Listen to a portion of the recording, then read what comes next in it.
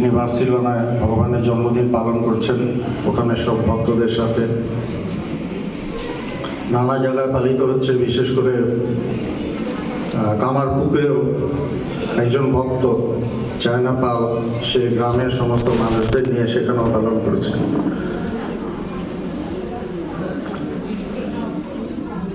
আজ যেহেতু তার জন্মদিন, তো স্বাভাবিকভাবেই তার জীবন, তার বাণী, তার উপদেশ, তার জ্ঞান, তার প্রেম, তার কীর্তি, তার কর্ম, সমস্ত কিছু নিয়েই আলোচনা হবে। আমি একটু অন্য প্রসঙ্গে যাচ্ছি। ভগবান একটা কথা বলেছিলেন যে ভগবান, বেদান্ত এবং বেদান্ত সোসাইটি এক অভিন্ন। কিন্তু আজ প্রায় 1.5 বছরের একটু বেশি হলো, ভগবান আমাদের এই চর্মচক্ষুর আড়ালে চলে গেছেন, রেখে গিয়েছেন তার অগুন্তি ভক্ত, অনুরাগী, শিষ্য শিষ্যা, সন্ন্যাসী সন্ন্যাসিনী এবং সর্বোপরি ইন্টারন্যাশনাল বেদান্ত সোসাইটিকে। তো ইন্টারন্যাশনাল বেদান্ত সোসাইটির কাজ কি? ইন্টারন্যাশনাল বেদান্ত সোসাইটি মানে তার সদস্যরা। তো সদস্যরা এখন কি করবে? তারা কি ভগবান নেই বলে কেঁদে বেড়াবে সমস্ত জায়গায়? আমরা জানি এক সময় ঠাকুর রামকৃষ্ণদেবও চলে গিয়েছিলেন, তার শিষ্য স্বামী বিবেকানন্দ, তিনি কেঁদে বেড়াননি। তিনি সেই কান্নাটাকে বুকে চেপে সারা পৃথিবীতে ঠাকুরকে প্রচার করে দিয়েছিলেন। তো বেদান্ত সোসাইটির কাজ, ভগবান আমাদের বলতেন যে হয়ে উঠে প্রচার। প্রচার মানে কি? বলছে হয়ে ওঠো, এটাই প্রচার। তো হয়ে ওঠা বলতে তিনি কি বুঝিয়েছেন? তার ভক্তকুলদের মধ্যে মোটামুটি সাধারণভাবে 3টে শ্রেণী আছে: সন্ন্যাসী সন্ন্যাসিনী, গৃহস্থ ভক্তরা, বিদেশিরা। তো ভগবান কেমন চেয়েছিলেন, সন্ন্যাসী কেমন হবে, যতটা আমি আমার ক্ষুদ্র বুদ্ধিতে যতটা তিনি আমাকে বুঝিয়েছেন সেটা আমি বলার চেষ্টা করছি। প্রথম সন্ন্যাসী সন্ন্যাসিনী যারা, এক ব্রহ্ম ছাড়া দ্বিতীয় বস্তু নেই, এই জ্ঞানটাকে তারা হৃদয়ে ধারণ করে থাকবে এবং তার জন্য নিরন্তর সাধনা করবে। দ্বিতীয়, তারা পরার্থে হবে। ভগবানের গুরুদেব পবিত্রানন্দজি মহারাজ ভগবানকে বলেছিলেন তোমার জীবন পরার্থে। তো ভগবানও এটাই চান, সন্ন্যাসীদের জীবন পরার্থে হবে, নিজার্থে নয়। তাদের মধ্যে প্রেম থাকবে, ভালোবাসা থাকবে, তারা সত্যে প্রতিষ্ঠিত থাকবে। ভগবান বলতেন যে সন্ন্যাসীর মধ্যে প্রেম নেই তাকে আমি সন্ন্যাসী বলে মানি না। তারা স্বাভাবিকভাবে সবাইকে ভালোবাসবে, তারা নিঃস্বার্থ হবে, তারা নিরহংকার হবে এবং তারা কাউকে ছোট করবে না, কাউকে আঘাত করবে না, সবাইকে ভালোবাসবে, সবাইকে এগিয়ে দেবে, সবার মঙ্গলের কথা ভাববে। জাগতিক মঙ্গল নয়, সেটা অন্যের কাজ। তারা মানুষের আধ্যাত্মিক মঙ্গলের কথা ভাববে, কিভাবে তাদের আধ্যাত্মিকভাবে উন্নতি করানো যায় তার চেষ্টা করবে, সেটাই সন্ন্যাসীদের কাজ। এবং এই ইন্টারন্যাশনাল বেদান্ত সোসাইটিতে যে শুধু সন্ন্যাসী সন্ন্যাসিনীরাই নন, এখানে প্রচুর গৃহস্থ ভক্ত আছে, বিদেশিরা আছে, মেয়েরা আছে, সবাই মিলেই এই ইন্টারন্যাশনাল বেদান্ত সোসাইটি, এটা তাদের আচরণে ফুটে উঠবে। দ্বিতীয়ত, গৃহস্থ ভক্তরা যারা ভগবানকে অনেকদিন ধরে দেখেছেন, পেয়েছেন, সঙ্গ করেছেন, তার কথা শুনেছেন, সেই ভক্তরা, তারাও একটা আদর্শ স্বরূপ হবেন। ভগবান একজন আদর্শ গৃহস্থ ছিলেন। তাকে সবকিছু ছেড়ে বনে যেতে তার গুরুদেব বলেননি, পারমিশন দেননি। ভগবান গৃহী হিসেবেই ছিলেন, কিন্তু একদম আদর্শ গৃহী, সব ক্ষেত্রে 100-তে 100। গৃহস্থ ভক্তদের মধ্যেও এই ভাবটা ফুটে উঠবে, তারা সমস্ত কিছু নিখুঁতভাবে করবে যেটা ভগবান বলেছিলেন।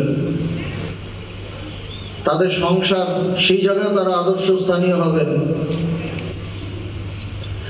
এবং যারা জুনিয়র আসছেন, যারা অতটা জানেন না, ভগবানকে সেভাবে পাননি বা খুব কম পেয়েছেন, তাদের দিশা নির্দেশ তারা দেবেন। তারা সন্ন্যাসীদের সাথে কাঁধে কাঁধ মিলিয়ে বেদান্ত সোসাইটি পরিচালনা করবেন। পরিচালনার ক্ষেত্রে কোথাও কিছু ত্রুটি দেখতে পেলে তারা বলবেন মার্জিতভাবে। এবং তৃতীয়, যারা ভগবানকে সেইভাবে পাননি, খুব কম পেয়েছেন,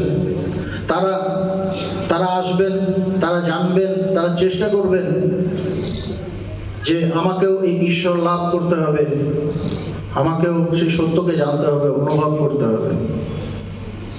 তারাও সবার সাথে, তাদের সিনিয়র মেম্বারদের সাথে, সন্ন্যাসীদের সাথে কাঁধে কাঁধ মিলিয়ে বেদান্ত সোসাইটির জন্য করবেন, তাদের মেনে চলবেন। কিন্তু তা বলে তারা পিছিয়ে থাকবেন না, তারাও একসাথেই থাকবেন, দূরত্ব বাড়াবেন না, দূরে থাকবেন না। ভগবান চেয়েছিলেন একটা জিনিস, ভগবান বারবার বলতেন যে প্রত্যেকটা ভক্তদের মধ্যে, প্রত্যেকটা মানুষের মধ্যে এবং সারা পৃথিবীর মধ্যে যেন সুসম্পর্ক থাকে, সুন্দর ভালোবাসার সম্পর্ক থাকে, কারো মধ্যে যেন কোনো ঈর্ষা না থাকে। ভগবান বারবার এটার উপর জোর দিতেন। ঈর্ষা ভীষণ সাংঘাতিক, এটা একবার হৃদয়ে ঢুকলে সবকিছু জ্বালিয়ে পুড়িয়ে শেষ করে দেয়, সব কোথায় যেন হারিয়ে যায়, জ্ঞান ট্যান সব খুঁজে পাওয়া যায় না। তো ভগবান এটা বারবার সবাইকে সাবধান করেছেন, ভেতরে যেন ঈর্ষা নামক সর্পিনী এটা যেন না থাকে। আমাদের আসল পরিচয়, আমরা সবাই সে ব্রহ্ম, অমৃতের সন্তান। আমাদের এই যে অমৃতের সন্তান, এটাই আসল পরিচয়। এছাড়াও সমাজে বাঁচতে গেলে আমাদের কিছু আরোপিত পরিচয় থাকে, যেটা আমাদের ধর্ম, বর্ণ, জাত, অনেক কিছু, সেসব নিয়েও চলতে হয়। এবং তার প্রতিও আমাদের একটা গর্ববোধ থাকা স্বাভাবিক। কিন্তু সেই গর্ববোধ যেন এমন জায়গায় না পৌঁছায় যেটা বিশ্বাত্মার ঐক্যকেও খণ্ডিত করে দেয়, এটা আমাদের খেয়াল রাখতে হবে। আমাদের মধ্যে যদি এই চরিত্রগুলো ফুটে ওঠে, তাইলে বেদান্ত সোসাইটি নামক গাড়িটা খুব সুন্দর চলতে থাকবে, সারা পৃথিবীতে ছড়িয়ে পড়বে। ভগবান তার জীবনের শেষের দিকে একটা টিভিতে একটা বিজ্ঞাপন হতো, একটা অ্যাডভার্টাইজ হতো, সেটার কথা খুব বলতেন এবং হাসতেন। আমরা জানি ভগবান তার জীবনের শেষের দিকে অনেকবার অসুস্থ হয়েছেন, নানা জায়গায় ভর্তি হয়েছেন, নানা হসপিটালে ভর্তি হয়েছেন, আবার সুস্থ হয়ে ফিরে এসেছেন, বহুবার হয়েছে। তো ভগবান ফিরে আসার পর বলতেন যে একটা টিভিতে অ্যাডভার্টাইজ হতো, একটা গাড়ির অ্যাডভার্টাইজ, বিজ্ঞাপন, বোধহয় মারুতি সুজুকি। ওখানে দেখা যেত যে একটা বাচ্চা ছেলে, সর্দার, তার পাগড়ি টাগড়ি আছে, সে বাড়িতে একটা ছোট্ট খেলনা গাড়ি নিয়ে দৌড়ে বেড়াচ্ছে সারা বাড়িতে, করে আওয়াজ করতে করতে খেলনা গাড়িটা নিয়ে দৌড়ে বেড়াচ্ছে। কুকুরটা বসে আছে, কুকুরটা নাকের ডগা দিয়ে চলে গেল, তার লেজটা তুলে লেজের নিচে নিয়ে গাড়িটাকে নিয়ে চলে গেল। তার ঠাকুমা বসে আছে, ঠাকুমার পায়ের ওপর দিয়ে চালিয়ে নিয়ে গেল। সবাই খাচ্ছে ডাইনিং টেবিলের উপর দিয়ে চালিয়ে নিয়ে গেল। কেউ একজন বসে আছে, তার মাথার উপর দিয়ে চালিয়ে নিয়ে গেল। তো তার বাবা বিছানায় শুয়ে আছে, ঘুমাচ্ছে, টায়ার্ড হয়ে, হঠাৎ বুকের উপর দিয়ে চালিয়ে নিয়ে গেল। তো বাবা বিরক্ত হয়ে গেছে। তো বাবা বিরক্ত বলছে, আবে ছোটে বাস কর ইয়ার। তো বাচ্চাটা বলছে, পাপা কি করা, পেট্রোল খতমই নেই ওর না। বলছে, বাবা কি করবো, আমার পেট্রোল শেষই হচ্ছে না। তো বেদান্ত সোসাইটি পেট্রোল হলো ভগবানের এই ভাবাদর্শ। এই ভাবাদর্শ যদি আমাদের হৃদয়ে ফুটে ওঠে, সেটা নিয়ে যদি আমরা চালাতে থাকি গাড়ি সারা পৃথিবীতে, তখন এই গাড়িটাও তরতর করে চলবে, এগিয়ে যাবে।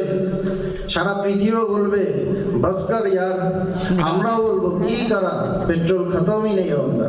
জয় ভগবান।